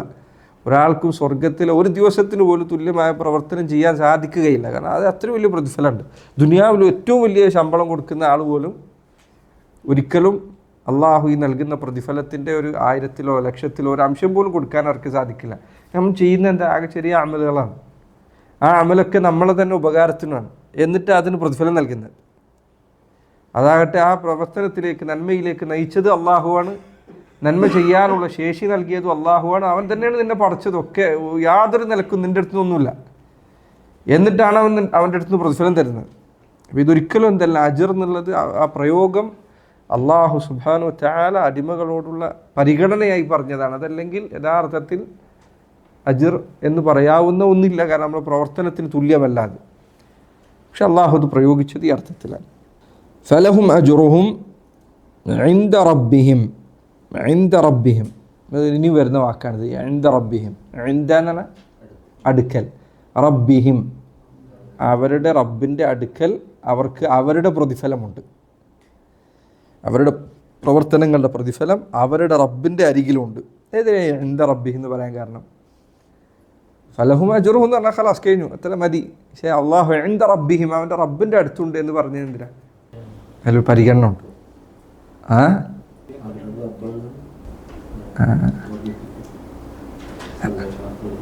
ഒന്ന്, ഞങ്ങളെ പ്രവർത്തനം പാഴാവുകയില്ല. കാരണം അള്ളാഹുവിൻ്റെ അടുക്കലാണുള്ളത്, അവനൊരിക്കലും പാഴാക്കില്ല. വേറെ പലയിടത്തും ഏൽപ്പിച്ചു കൊടുത്തു കഴിഞ്ഞാൽ പലതും ഒരു പാഴാക്കി കളയും. ഇത് അള്ളാഹുവിൻ്റെ അടുത്താണ്, അവരുടെ റബ്ബിൻ്റെ അടുത്താണ്. ഒരു പേടിക്കണ്ട, നിങ്ങളെ അമൽ ഒരിക്കലും നഷ്ടമാവുകയില്ല. അള്ളാഹു ഇത് ഹിഫ്ള് ചെയ്യും, കാത്തുവെക്കും. ഹദീസിൽ ഹിഫ്ള് എങ്ങനെ പറഞ്ഞിട്ടുള്ളത്? നബി സല്ലല്ലാഹു അലൈഹി വസല്ലം പറഞ്ഞതുപോലെ ഒരു മനുഷ്യനൊരു സ്വതക്ക നൽകിയാൽ അള്ളാഹു അത് വളർത്തിക്കൊണ്ടുവരുന്നതാണ്. നിങ്ങളിൽ ഒരാൾ ഒരു ചെറിയ മരത്തിൻ്റെ തൈ വളർത്തിക്കൊണ്ടുവരുന്നത് പോലെ, കമാ റബ്ബി അഹദുക്കും ഫുലുവാവും, നിങ്ങളൊരാൾ അവൻ്റെ ചെടി വളർത്തി ഇങ്ങനെ സൂക്ഷിച്ചു കൊണ്ടുവരുന്നത് പോലെ അവൻ പ്രവർത്തനങ്ങൾ, അതിനുള്ള പ്രതിഫലം വളർത്തി ഇങ്ങനെ കൊണ്ടുവരുന്നതാണ് ശ്രദ്ധയോടുകൂടി. ഇൻദ റബ്ബിഹിം എന്ന് പറഞ്ഞത് ഇതിനു വേണ്ടിയാണ്. അള്ളാഹുവിൻ്റെ അടുക്കലുണ്ട്, അതുകൊണ്ട് പേടിക്കേണ്ട, പാഴാവുമെന്ന് പേടിക്കേണ്ട. ഒരു കാരണം. രണ്ടാമത്തെ കാരണം, നിങ്ങളോട് ഒരാൾ പറയുന്നത് നിങ്ങൾക്കിതാ ഒരു വലിയ ഗിഫ്റ്റ് കിട്ടിയിട്ടുണ്ട്. ഈ ഗിഫ്റ്റ് ആരാണ് തരുന്നത്? തരുന്ന ആൾ ഇവിടുത്തെ രാജാവിൻ്റെ അടുത്തുള്ള ഗിഫ്റ്റാണ്. എന്തായിരിക്കും നിങ്ങൾ പ്രതീക്ഷിക്കുക? രാജാവിൻ്റെ അടുത്തുള്ള ഗിഫ്റ്റ് ആകുമ്പോൾ കരീം ആയ ഒരാൾ, അങ്ങേയറ്റം ഉദാരവാനായ ഒരുവൻ, അവൻ്റെ പ്രതിഫലം അത്രയും വലുതായിരിക്കും, പ്രതീക്ഷ അത്രയും വലുതായിരിക്കും. ചെറുതായിരിക്കില്ല കൊടുക്കുക. കാരണം അത് അവരുടെ മഹത്വത്തിന് യോജിക്കില്ല ചെറുത് കൊടുത്തു കഴിഞ്ഞാൽ. നിങ്ങൾക്ക് ഒരാൾ ഒരു വലിയ പൈസ ഇല്ലാത്ത ഒരാൾ നിങ്ങൾക്ക് ഒരു ഹദിയ എടുത്ത് വെച്ചിട്ടുണ്ടെന്ന് പറഞ്ഞാലോ, അല്ലെങ്കിൽ ഒരു പിശുക്കനായ ഒരുത്തൻ പറഞ്ഞാലോ, അത് പ്രതീക്ഷിക്കുന്നതും രാജാവ് നിങ്ങൾക്കിതാ ഒരു ഹദിയ ഒരുക്കി വെച്ചിട്ടുണ്ട് എന്ന് പറഞ്ഞാൽ അത് വാങ്ങിക്കാൻ പോകുമ്പോൾ നിങ്ങളുടെ മനസ്സിൽ നിങ്ങൾ എന്തായിരിക്കും പ്രതീക്ഷിക്കുക? ചെറുതായിരിക്കില്ല പ്രതീക്ഷിക്കുക, വളരെ വലിയ പ്രതിഫലമായിരിക്കും പ്രതീക്ഷിക്കുക. ഫലഹും അജ്റുഹും ഇൻദ റബ്ബിഹിം, അള്ളാഹുവിൻ്റെ അടുക്കൽ അവർക്ക് പ്രതിഫലം. കാരണം അള്ളാഹുവിൻ്റെ പ്രതിഫലം വലുതായിരിക്കും, ചെറുതായിരിക്കില്ല. അദീമായവൻ ഒരിക്കലും അദീമല്ലാത്തത് നൽകുകയില്ല, അവൻ്റെ കിട്ടുന്നത് അത്രയും വലുതായിരിക്കും. ആ സൂചന അവിടെ അതിലുണ്ട്. ഫലഹും അജ്റുഹും ഇൻദ റബ്ബിഹിം വലാ ഖൗഫുൻ അലൈഹിം വലാ ഹും യഹ്സനൂൻ. ഈ വാക്ക് മുന്നേ വന്നതല്ലേ? ഇത് എവിടെ വന്നത്? വമൻ ഇത്തബഅ ഹുദായ ഫലാ ഖൗഫുൻ അലൈഹിം വലാ ഹും യഹ്സനൂൻ. നമ്മൾ ജംഅ ചെയ്തിരുന്നു അല്ലേ? ഫലാ ഖൗഫുൻ അലൈഹിം വലാ ഹും യഹ്സനൂൻ. അത് ഈ ആയത്തിന് വേണ്ടിയിട്ടാണ് അന്ന് ജംഅ ചെയ്യാൻ പറഞ്ഞത്. ഈ ആയത്തിന് വേണ്ടി, ഈ ആയത്ത് വിശദീകരണത്തിന് അത് സഹായിക്കുന്നത് പറഞ്ഞ ജംഅ ഉണ്ട് കയ്യിൽ. ആരെങ്കിലും അന്ന് എല്ലാ ആയത്തും കണ്ടെത്താൻ പറഞ്ഞത്. എന്താണ് ഖൗഫും ഹുസ്നും തമ്മിലുള്ള വ്യത്യാസം? ഫലാ ഖൗഫുൻ അലൈഹിം വലാ ഹും യഹ്സനൂൻ. എന്താ ഖൗഫും ഹുസ്നും തമ്മിൽ വ്യത്യാസം? ഖൗഫ് മുസ്തഖ്ബലാണ്, ഭാവിയിൽ എന്തെങ്കിലും ഒന്ന് ബാധിക്കുമെന്ന് അവർ പേടിക്കേണ്ടതില്ല. ഭാവിയിൽ അവരുടെ പ്രതിഫലം നിന്നുപോകുമെന്ന് പേടിക്കേണ്ട, പരലോകത്തിൽ എന്തെങ്കിലും അവർക്ക് പ്രയാസമുണ്ടാകുമെന്നൊരു പേടിക്കേണ്ട. സ്വർഗത്തിൽ പ്രവേശിച്ചാൽ അവരുടെ പ്രതിഫലം കുറഞ്ഞു പോകുമെന്ന് പോലും അവർക്ക് പേടി വേണ്ട, അത് അവസാനിക്കുമെന്ന പേടിയില്ല, ഒരു പേടിയും വേണ്ട. വലാഹും യഹ്സനൂൻ, ഹസ്ന കഴിഞ്ഞു പോയത് നഷ്ടപ്പെട്ടത് ഓർത്തുള്ള ദുഃഖമാണ് ഹസ്ന്. അവർക്ക് ദുനിയാവിൽ എന്തെങ്കിലുമൊക്കെ നഷ്ടമായിട്ടുണ്ട് എങ്കിൽ അത് ഓർത്ത് അവർ ദുഃഖിക്കേണ്ടതില്ല, അതിനൊക്കെ പകരം കിട്ടിയിട്ടുണ്ടാവും. പേടിയില്ല, ദുഃഖമില്ല, സ്വാഭാവികമായിട്ടും പ്രതിഫലമുണ്ട്, പേടിയില്ല, ദുഃഖവും വേണ്ട. ഹലാസ് മനുഷ്യനെല്ലാം കഴിഞ്ഞു, ഇനി എന്താണ് അവന് വേണ്ടത്? അവന് പ്രതിഫലമുണ്ട്, സുഖകരമായൊരു ജീവിതമുണ്ട്, പേടിയില്ല, നാളെ എന്തെങ്കിലും സംഭവിക്കുന്ന ഒരു പേടിയും പേടിക്കേണ്ട. കഴിഞ്ഞു പോയ എന്തെങ്കിലും ഓർത്ത് ഒരു നഷ്ടബോധം അവന് ഒരിക്കലും ഉണ്ടാവുകയില്ല. കാരണം അത് നഷ്ടങ്ങളെല്ലാം പരിഹരിക്കുന്ന വിധത്തിലുള്ളത് അവന് അവിടെ കിട്ടിയിട്ടുണ്ടാവും. ഇതോടുകൂടി അവൻ്റെ എല്ലാ വിധത്തിലുള്ള അതേപോലെ സആദത്തിൻ്റെ, സൗഭാഗ്യ ജീവിതത്തിൻ്റെ സമ്പൂർണതയാണിത്. പ്രതിഫലം, പേടിയില്ല, ദുഃഖമില്ല. പിന്നെ ഇനി എന്താണ് അവനുള്ളത്? ദുനിയാവിൽ ഈ മൂന്നും ഇല്ലാത്ത അവസ്ഥയില്ല. എത്ര നിഅമത്തുകൾ അധികരിച്ചാലും നഷ്ടപ്പെടുമോ എന്ന പേടി ഉണ്ടായിരിക്കും. ഇത് നേടിയെടുക്കാൻ വേണ്ടി കഷ്ടപ്പെട്ട ദിവസങ്ങൾ അത് കഴിഞ്ഞു പോയതാണ്, അതിന് കിട്ടൂല, തിരിച്ചിട്ടില്ല. എത്ര വലിയ സമ്പത്ത് നിങ്ങൾ നേടിപ്പിടിച്ചാലും അതിന് മുൻപ് കുറേ കഷ്ടപ്പാടുണ്ടായിട്ടുണ്ടാവും. അതോർത്തുള്ള ദുഃഖം, അതോർത്തുള്ള അന്ന് അനുഭവിക്കേണ്ടുന്ന പ്രയാസങ്ങൾ, പരീക്ഷണങ്ങൾ, അതൊക്കെ ഉണ്ടാവും. എത്ര വലിയ സമ്പത്ത് ഉണ്ടാക്കിയെടുത്താലും ഈ സമ്പത്തെല്ലാം നഷ്ടപ്പെട്ടു പോയേക്കുമോ എന്ന പേടി ഉണ്ടായിരിക്കും. എന്തെല്ലാം വലിയ മക്കളാണെങ്കിലും എന്ത് വലിയ അനുഗ്രഹമാണെങ്കിലും. പക്ഷേ ഇത് ഈ പറഞ്ഞതൊന്നും അവരെ സംബന്ധിച്ചിടത്തോളം അവർക്ക് ബാധിക്കുകയില്ല എന്നാണ് ഈ ആയത്തിൽ പറഞ്ഞത്. ശരി, ഈ ആയത്ത് ഞാൻ നേരത്തെ പറഞ്ഞതുപോലെ ചില ആളുകൾ സർവ്വമത സത്യവാദത്തെ തെളിവാക്കിയിട്ടുണ്ട്. അവർ പറഞ്ഞു കണ്ടില്ല, അള്ളാഹു പറഞ്ഞു മുസ്ലിങ്ങളാണെങ്കിലും യഹൂദരാണെങ്കിലും നസാറാക്കളാണെങ്കിലും സാബിഇയാക്കളാണെങ്കിലും അള്ളാഹുൽ വിശ്വസിക്കുകയും അന്ത്യനാളിൽ വിശ്വസിക്കുകയും അമലു സാലിഹാത്തുകൾ പ്രവർത്തിക്കുകയും ചെയ്താൽ അവന് പേടിക്കേണ്ട, പരലോകത്ത് വിജയമുണ്ട് എന്നാണ്. അപ്പോൾ ഏത് മതം സ്വീകരിച്ചാലും കുഴപ്പമില്ല. ഒരാൾ യഹൂദനായാലും കുഴപ്പമില്ല, നസ്രാനി ആയാലും കുഴപ്പമില്ല. നമ്മുടെ നാട്ടിൽ ഇത് ഓതിയിട്ട് പറയലും മുശ്രിക്കായാലും വരെ കുഴപ്പമില്ല എന്നാണ്. യഥാർത്ഥത്തിൽ ആയത്തിൽ അതില്ല. മാത്രമല്ല, നിങ്ങൾ പറ്റുമെങ്കിൽ അടുത്ത ആഴ്ച വരുമ്പോൾ സൂറത്തുൽ ഹജ്ജ് ഓതി നോക്കുക. ഖുർആനിൽ മില്ലത്തുകളെ കുറിച്ച് പറയുന്ന മൂന്ന് ആയത്തുകളുണ്ട്. ഒന്ന് സൂറത്തുൽ ബഖറയിൽ, 2 സൂറത്തുൽ മാഇദയിൽ, 3 സൂറത്തുൽ ഹജ്ജിലാണ്. നിങ്ങൾ എഴുതിക്കൊണ്ടുവരാം, നിങ്ങൾ തന്നെ എഴുതിക്കൊണ്ടുവരാം, ഞാനിപ്പോൾ പറയുന്നില്ല. സൂറത്തുൽ ഹജ്ജിലെ ആ ആയത്തിൽ ഇവിടെ എത്ര ആൾക്കാരെ പറ്റിയിട്ടാണ് പറഞ്ഞത്? 4. ആ ആയത്തിൽ 6 ആൾക്കാരെ കുറിച്ചുണ്ട്. ആ ആയത്തും ഈ ആയത്തും തമ്മിലുള്ള വ്യത്യാസം നിങ്ങൾ ശ്രദ്ധിച്ചു നോക്കുക. എന്താ രണ്ട് തമ്മിൽ വ്യത്യാസം? ആയത്ത് നമ്പർ ഞാൻ പറയുന്നില്ല, നിങ്ങൾ പോയിട്ട് ഹജ്ജ് ഓതിയാൽ കിട്ടും. ഇതിന് സമാനമായ ആയത്ത് ഹജ്ജിലുണ്ട്. ആയത്തും ഈ ആയത്തും ചേർത്തി വായിച്ചാൽ നിങ്ങൾക്ക് മനസ്സിലാവും എത്ര സൂക്ഷ്മമായിട്ടാണ് അള്ളാഹു പ്രയോഗിച്ചത് എന്ന്. ഇൻഷാ അല്ലാഹ് അടുത്ത ആഴ്ച പറയണം, അപ്പോൾ നമുക്ക് പറയാം ഇൻഷാ അല്ലാഹ്. ശരി, അള്ളാഹു സുബ്ഹാനഹു തആല ഈ ആയത്തിൽ എന്താണ് പറഞ്ഞത്? സുദ്ദി റഹിമഹുല്ലാഹ് അദ്ദേഹം ഈ ആയത്തിൻ്റെ തഫ്സീർ വ്യക്തമായി പറഞ്ഞു. ഇവിടെ ഉദ്ദേശം ഇന്നല്ലദീന ആമനു മുസ്ലിങ്ങളാണ്. അൽ യഹൂദ് എന്നതുകൊണ്ട് ഉദ്ദേശം ഈസാ നബി അലൈഹി സ്വലാത്തു വസ്സലാം വരുന്നത് വരെയുള്ള യഹൂദരാണ്. അൻ നസാറ എന്നതുകൊണ്ട് ഉദ്ദേശം നബി സല്ലല്ലാഹു അലൈഹി വസല്ലം വന്നെത്തുന്നത് വരെയുള്ള നസാറാക്കളാണ്. സാബിഈൻ എന്നതുകൊണ്ട് ഉദ്ദേശം നബി സല്ലല്ലാഹു അലൈഹി വസല്ലം വന്നെത്തുന്നതിന് മുൻപ് വരെയുള്ള സാബിഈയാക്കളാണ്. ഇത്രയും ആളുകളാണ് അവിടെ ഉദ്ദേശം. നബി സല്ലല്ലാഹു അലൈഹി വസല്ലം വന്നതോടുകൂടി പിന്നെ ആകെ ഒരൊറ്റ ഓപ്ഷൻ ഇനി ബാക്കിയുള്ളൂ, അത് ഇന്നല്ലദീന ആമനു എന്നതാണ്. ഇതിൽ പുകഴ്ത്തിയിരിക്കുന്നത് ആരെക്കുറിച്ചാണ്? യഹൂദർ മൂസാ നബിയുടെ കാലഘട്ടത്തിലാണെങ്കിൽ അള്ളാഹുൽ അന്ത്യനാൾ വിശ്വസിച്ചിട്ടുണ്ടെങ്കിൽ അവർ പേടിക്കേണ്ട. അത് നിങ്ങൾക്ക് മനസ്സിലാക്കാൻ തൊട്ടു മുൻപുള്ള ആയത്ത് വളരെ സഹായകമാണ്. തൊട്ടു മുൻപുള്ള ആയത്തിൽ യഹൂദരെ കുറിച്ച് ശക്തമായ ഒരു ആക്ഷേപമാണ് അള്ളാഹു പറഞ്ഞത്. ദുരിബത് അലൈഹിമു ദില്ലത്തു വൽ മസ്കന വബാഉ ബിഗദബിൻ വബാഉ ബിഗദബിൻ മിൻ അല്ലാഹ് ദാലിക ബിഅന്നഹും കാനു യക്ഫുറൂന ബിആയാത്തില്ലാഹി വയഖ്തുലൂന നബിയ്യൻ ബിഗൈരി. കഴിഞ്ഞ ആയത്തിൽ യഹൂദരുടെ വളരെ പ്രയാസകരമായ കഠിനമായ അതിക്രമത്തെക്കുറിച്ചാണ് പറഞ്ഞത്. അപ്പോൾ ഒരാൾ തെറ്റിദ്ധരിക്കാൻ സാധ്യത ഉണ്ട്. യഹൂദരെല്ലാം കണക്കാണ്, അവരിൽ ഒരാളെയും അള്ളാഹു സ്വീകരിക്കില്ല, അവരെല്ലാവരും അള്ളാഹുവിൻ്റെ ശിക്ഷയ്ക്ക് പാത്രീഭൂതരാകുന്നതാണ് എന്ന് ഒരാൾ തെറ്റിദ്ധരിക്കുന്നത്. ആ തെറ്റിദ്ധാരണയാണ് അടുത്ത ആയത്തിൽ തിരുത്തുന്നത്. അതാണ് അടുത്ത ആയത്തിൽ അള്ളാഹു പറഞ്ഞത്, മുഅ്മിനാണെങ്കിൽ യഹൂദരിൽപ്പെട്ടവരാകട്ടെ, അതായത് മൂസാ നബിയുടെ കാലത്ത് വിശ്വസിച്ച നമുക്ക് അതുകൊണ്ടാണ് അവിടെ പറഞ്ഞു വഅമില സാലിഹൻ, സൽക്കർമ്മം പ്രവർത്തിച്ചിട്ടുണ്ടെങ്കിലും പേടിക്കണ്ട. നമുക്ക് ആ ആയത്ത് ഒരു നിശ്ചിത കാലഘട്ടത്തിൽ കഴിഞ്ഞുപോയ യഹൂദരെ കുറിച്ചാണ്, അല്ലാതെ എല്ലാ കാലഘട്ടത്തിലുള്ള യഹൂദരെ കുറിച്ചല്ല. ഒന്നാമത്തെ മറുപടി അതാണ്, ഒരു പ്രധാനപ്പെട്ട ഒന്നാമത്തെ മറുപടി. ഇത് സനാ മുഖയ്യദാണ്, നിരുപാധികമായ പ്രശംസയല്ല, ഉപാധിയോടെയുള്ള പ്രശംസ. എൻ്റെ ഉപാധി? യഹൂദർ അവരവരുടെ കാലഘട്ടത്തിൽ, നസാറാക്കൾ അവരവരുടെ കാലത്തിൽ, സാബിയാക്കൾ അവരവരുടെ കാലത്തിൽ, അവരവരുടെ കാലഘട്ടങ്ങളിൽ ഒരാൾ ഈമാൻ സ്വീകരിക്കുകയും അമലു സ്വാലിഹാത്ത് ചെയ്യുകയും ചെയ്തിട്ടുണ്ടെങ്കിൽ പേടിക്കണ്ട. പക്ഷേ രണ്ടാമത്തെ കാര്യം, ഇനി നിങ്ങൾ വിചാരിക്കുക യഹൂദനാണ്, നസ്രാനിയാണ്. ഒരാളെപ്പോഴും യഹൂദനാകുന്നത് മൂസാ നബി അലൈഹി സ്വലാമിൽ വിശ്വസിച്ചാൽ, ഒരാളെപ്പോഴും നസ്രാനിയാകുന്നത് ഈസാ നബി അലൈഹി സ്വലാമിൽ വിശ്വസിച്ചാൽ. മൂസാ നബി ആകട്ടെ ഈസാ നബി ആകട്ടെ ലോകത്ത് വന്നെത്തിയ ഏത് നബിമാരാകട്ടെ അവരെല്ലാവരും ഒരുപോലെ സന്തോഷ വാർത്ത അറിയിച്ച നബിയാണ് മുഹമ്മദ് നബി സല്ലല്ലാഹു അലൈഹി വസല്ലം.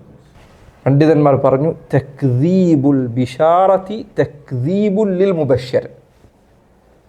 അവരറിയിച്ച സന്തോഷ വാർത്തയെ നിഷേധിക്കുന്നത് അവരെ നിഷേധിക്കലാണ്. പക്ഷേ പറഞ്ഞേ, ഒരാൾ യഹൂദനാണെങ്കിൽ ആരാവണം? മൂസാ നബിയിൽ വിശ്വസിക്കണം. നസ്രാനി ആകണമെങ്കിൽ ഈസാ നബിയിൽ വിശ്വസിക്കണം. ശരി, മൂസാ നബി അലൈഹി സ്വലാം സന്തോഷ വാർത്ത അറിയിച്ച മുഹമ്മദ് നബി സല്ലല്ലാഹു അലൈഹി വസല്ലമയെ നീ നിഷേധിച്ചാൽ നീ യഥാർത്ഥം നിഷേധിക്കുന്ന ആരെയാണ്? മൂസാ നബി അലൈഹി സ്വലാം പറഞ്ഞ കാര്യത്തെയാണ് നിഷേധിക്കുന്നത്. മൂസാ നബി പറഞ്ഞിട്ടുണ്ട് മുഹമ്മദ് നബി വരാനുണ്ട്. ഇതാകട്ടെ ഈ കാലഘട്ടത്തിൽ പോലും അവരുടെ കിതാബുകൾ കാണാം, പഴയ നിയമത്തിൽ കാണാം, പുതിയ നിയമത്തിൽ കാണാം. ഇപ്പോൾ മൂസാ നബി അലൈഹി സ്വലാം അദ്ദേഹം ഇസ്രായേലിയരോട് സംസാരിച്ച സംസാരം തൗറാത്തിൽ ഇബ്നു തൈമിയ്യ അദ്ദേഹത്തിൻ്റെ ജവാബ് സഹീൽ എടുത്തു കൊടുത്തിട്ടുണ്ട്. മൂസാ നബി ഇപ്പോഴും അവരുടെ കിതാബുണ്ട്.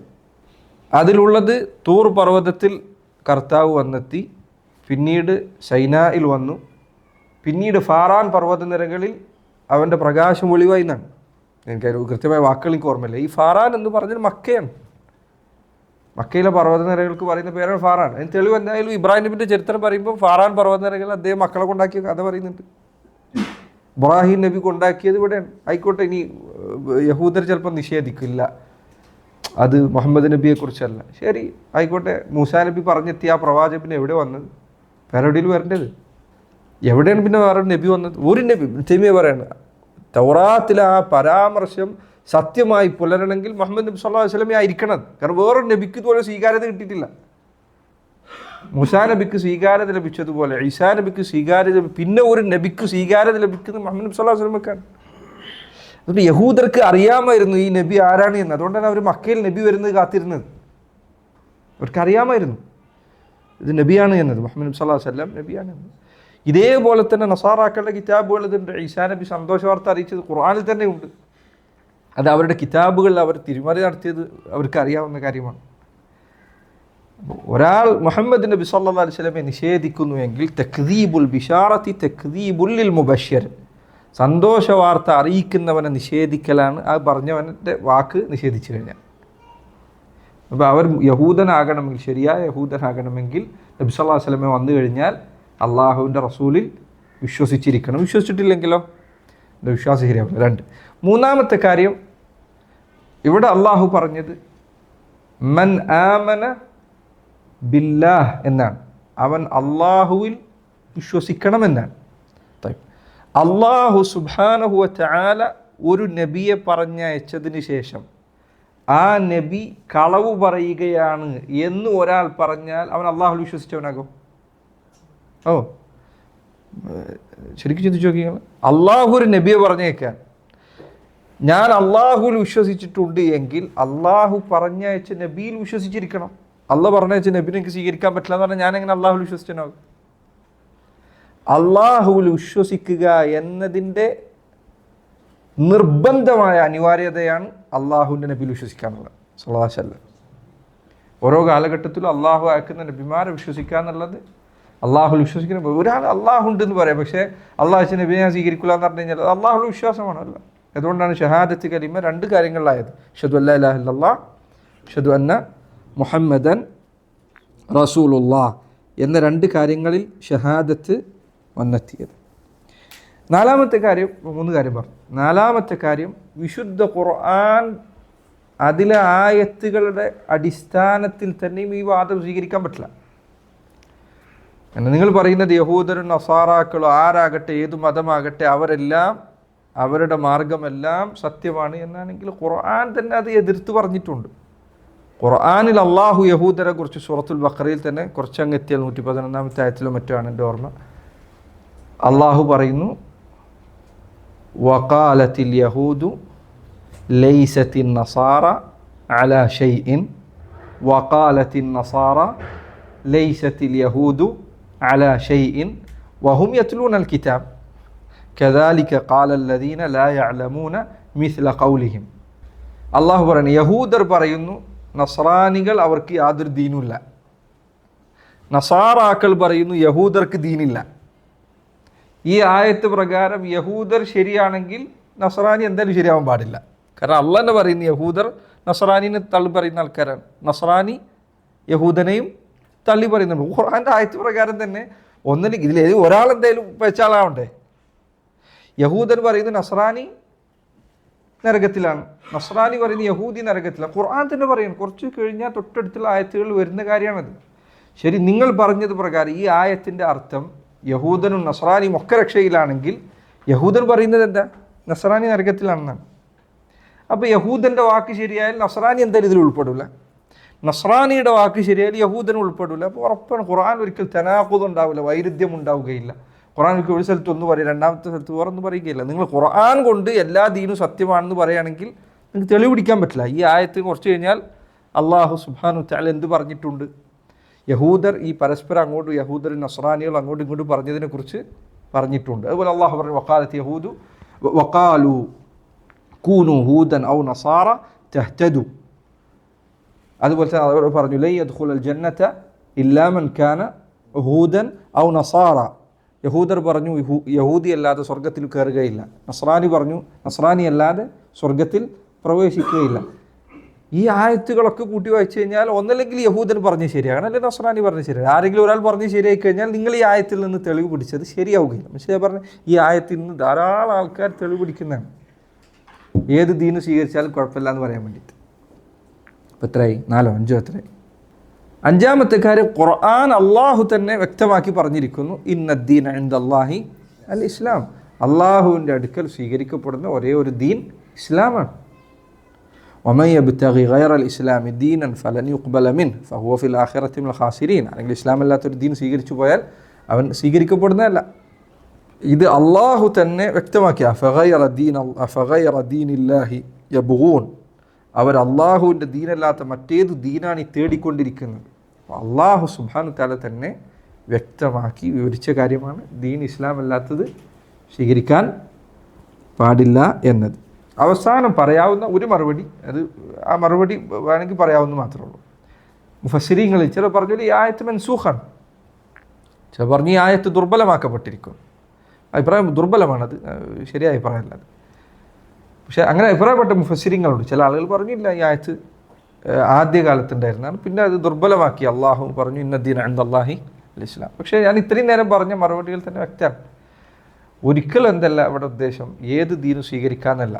കാരണം ഏത് ദീനും സ്വീകരിക്കാമെന്നായിരുന്നെങ്കിൽ പിന്നെ ഖുർആൻ അവതരിക്കേണ്ട കാര്യമില്ല. ഏതെങ്കിലും ഉള്ള ദീനിനെ സ്വീകരിച്ചാൽ പറ്റും, എന്തിനാ പുതിയ ഒന്ന് കൊണ്ടുവരുന്നത്?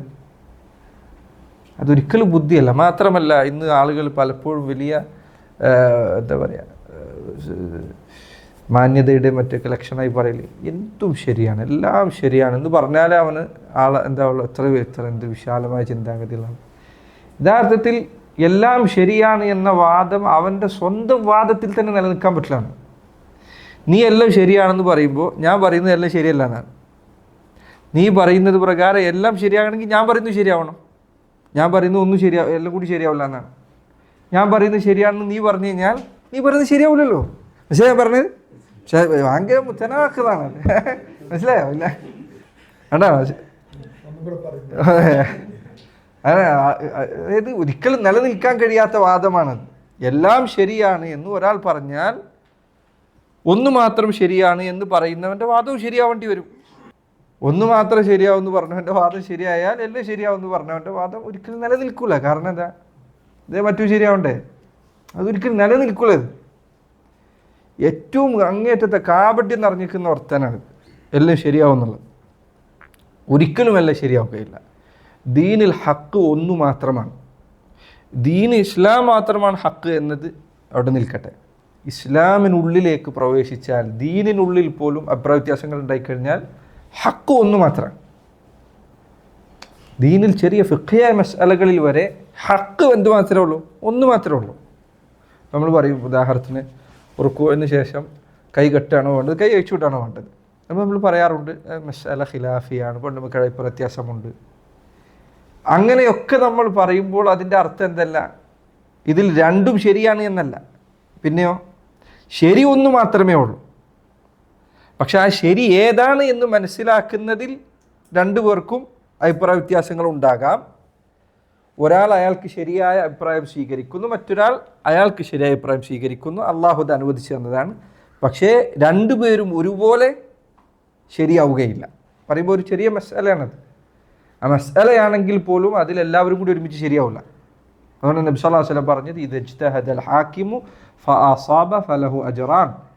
ഒരു മനുഷ്യൻ ഒരു ജഡ്ജിയോ അതല്ലെങ്കിൽ ഒരു വിധികർത്താവോ ഒരു വിഷയത്തിൽ ഗവേഷണം നടത്തുകയും അദ്ദേഹത്തിന് ശരി പറയുകയും ചെയ്താൽ ഫലഹു അജ്റാൻ, അവന് 2 പ്രതിഫലമുണ്ട്.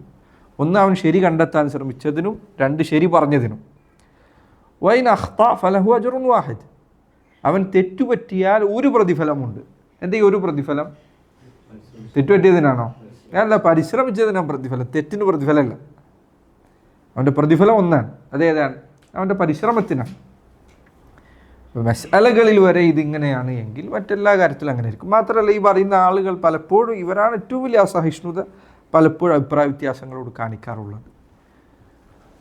അല്ലാഹു സുബ്ഹാനഹു വ തആലയുടെ ദീനിൽ ഈ പറഞ്ഞ കാര്യമില്ല. ഇവിടെ ഈ ആയത്ത് മുർജിയാക്കൾക്ക് മറുപടിയാണ് ഈ ആയത്ത്. ഞാനിവിടെ എന്ത് ചെയ്തിട്ടുണ്ട്? മൻ ആമന ബില്ലാഹ് വൽ യൗമിൽ ആഖിർ വഅമില സാലിഹൻ. അമലു സാലിഹാത്തുകൾ ഈമാനിൻ്റെ ഭാഗമാണ് എന്ന സൂചന അവിടെ ഉണ്ട്. കാരണം ഇല്ലെങ്കിൽ അള്ളാഹു അവർക്ക് പ്രതിഫലം വാഗ്ദാനം ചെയ്തിട്ടില്ല. മാത്രമല്ല, ഇബ്നു ഉസൈമീൻ അദ്ദേഹം പറഞ്ഞ മറ്റൊരു നല്ല പാഠമാണത്. അദ്ദേഹം പറഞ്ഞു, ഒരു ജനതയെക്കുറിച്ച് സംസാരിക്കുമ്പോൾ നീതി പാലിക്കണം. അവരെ ആക്ഷേപിക്കുമ്പോൾ അവരിൽ ഖൈർ ചെയ്യുന്ന ആളുകളുണ്ട് എങ്കിൽ അതിനെക്കുറിച്ചൊരു സൂചന പറയണം. അള്ളാഹു യഹൂദരെക്കുറിച്ച് സംസാരിച്ചപ്പോൾ അവരുടെ ഇത്രയും വലിയ അതിക്രമങ്ങളൊക്കെ പറഞ്ഞതിനിടയിൽ പറയാണ്, അത് അവരിൽ വിശ്വസിച്ചിട്ടുണ്ടെങ്കിൽ അമലു സാലിഹാത്തുകൾ ചെയ്തവരുണ്ട് എങ്കിൽ അവർക്ക് പ്രതിഫലമുണ്ട്. അപ്പോൾ ഈ ആരോടാണെങ്കിലും അനീതി പ്രവർത്തിക്കരുത്. എത്ര വലിയ കാഫിറാണെങ്കിലും ഏത് വലിയ മനുഷ്യനാകട്ടെ, എന്ത് ആളാകട്ടെ, അനീതി ഒരാളോടില്ല എന്നാണ്. ഇസ്ലാമിൻ്റെ പ്രത്യേകതകളിൽപ്പെട്ടതാണ് അൽ അദ്ലു വാജിബുൻ മിൻ കുല്ലി അഹദിൻ ലി കുല്ലി അഹദ്.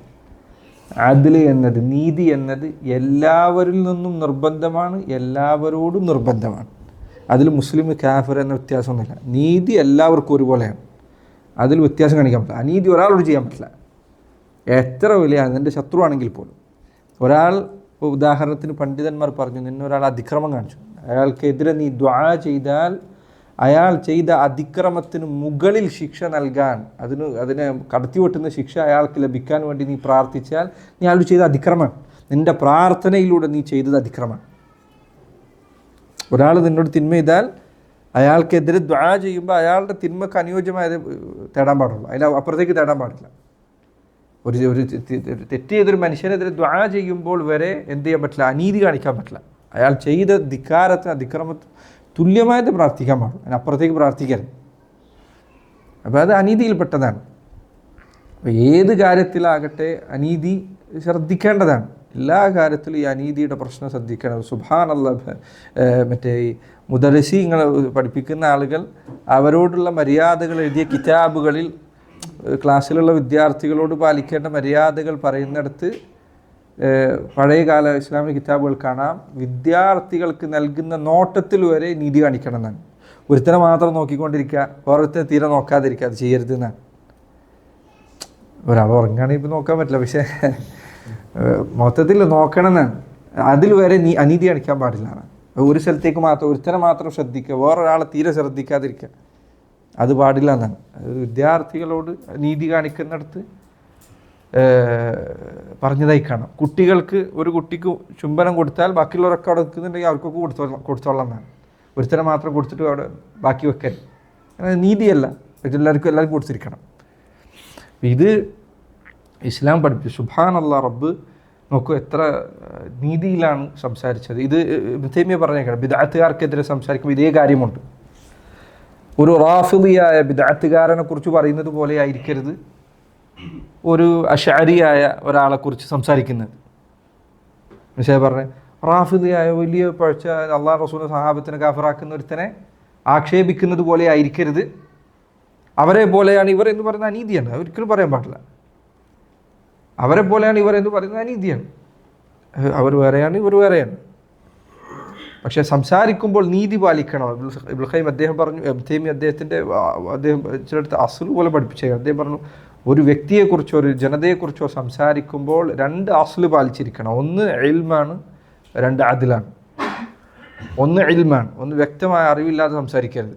അവർ പറഞ്ഞിട്ടുണ്ട്, അവർ ചെയ്തിട്ടുണ്ട്, വ്യക്തമായി നിങ്ങൾക്ക് അറിവുണ്ടായിരിക്കണം. കേട്ടുകേൾവി ആവരുത്. നീ കേട്ടതോ അല്ലെങ്കിൽ നിനക്ക് വ്യക്തമായ ബോധ്യമുള്ളതായിരിക്കണം. ഒന്ന് അറിവില്ലാതെ സംസാരിക്കരുത്. ഈ അറിവില്ലാതെ സംസാരിക്കുക എന്ന് പറഞ്ഞാൽ നിങ്ങൾ നല്ല ശ്രദ്ധിക്കുക. ആൾക്കാർ പലപ്പോഴും എന്തെന്ന് വെച്ചാൽ ഒരു കക്ഷിയിലോ അല്ലെങ്കിൽ ഒരു ഗ്രൂപ്പിലോ ഒക്കെ പെട്ട് കഴിഞ്ഞാൽ പിന്നെ കൂടിയിരിക്കുമ്പോൾ എന്ത് ചെയ്യും, മറ്റുള്ളവരെ കുറിച്ച് പറയുമ്പോൾ ചിലപ്പോൾ കൂട്ടി പറയും. ചില ആളുകൾക്ക് നീതിപൂർവ്വം സംസാരിക്കാൻ അറിയില്ല. അപ്പോൾ ചിലപ്പോൾ ഇന്ന ആളങ്ങനെ പറഞ്ഞിട്ടുണ്ട്, ഇയാളിങ്ങനെ പറഞ്ഞിട്ടുണ്ട്. പക്ഷെ അയാൾ പറഞ്ഞത് അങ്ങനെ പറഞ്ഞിട്ടുണ്ടാവില്ലല്ലോ, അത്രയും പറഞ്ഞിട്ടുണ്ടാവില്ല. അത് ശ്രദ്ധിക്കാതെ എന്ത് ചെയ്യരുത്, കേട്ടതൊക്കെ അതേപോലെ പറയരുത്. 2 അദ്ലാണ്, നീതിയാണ്. ഒരാൾക്കെതിരെ സംസാരിക്കുമ്പോൾ നീതി പാലിക്കുക എന്നുള്ളത് ശ്രദ്ധിക്കണം. ഈ ആയത്തിന് ചില പാഠങ്ങൾ തഫ്സീർ വായിക്കാൻ നമുക്ക് സമയമില്ല. ഇൻഷാ അല്ലാഹ് ഒരു ദിവസം നമുക്ക് അതിനായിട്ട് ഇരുന്നിട്ട് തഫ്സീർ മൊത്തത്തിൽ വായിച്ചു തീർക്കാം. വഹദാ അല്ലാഹു അലൈഹി വസല്ലല്ലാഹു വസല്ലം ബാറക നബിന മുഹമ്മദ്. നമ്മൾ ഏതാണ്ട് 3 ആയത്തിൻ്റെ തഫ്സീർ വായിച്ചിട്ടില്ല അല്ലേ? ഇല്ല, ഇതിപ്പോൾ ഈ ആയത്ത്, ഇതിന് മുൻപുള്ള 2 ആയത്ത് വായിച്ചിട്ടില്ലല്ലോ. ഇത് നമുക്കൊരു ദിവസം ഇൻഷാ അല്ലാഹ് ഒരു ദിവസം ഇരുന്നിട്ട് ആ തഫ്സീർ വായിക്കണം. അങ്ങനെ ആൾക്കാർ ചില തഫ്സീർ പഠിക്കുന്ന ആൾക്കാരുണ്ടാവും. ആ ഭാഗം ഒന്ന് വായിക്കണം ഇൻഷാ അല്ലാഹ്. വഹദാ അല്ലാഹു അലൈഹി വസല്ലല്ലാഹു വസല്ലം ബാറക നബിന മുഹമ്മദ് വഅലാ ആലിഹി വസല്ലം.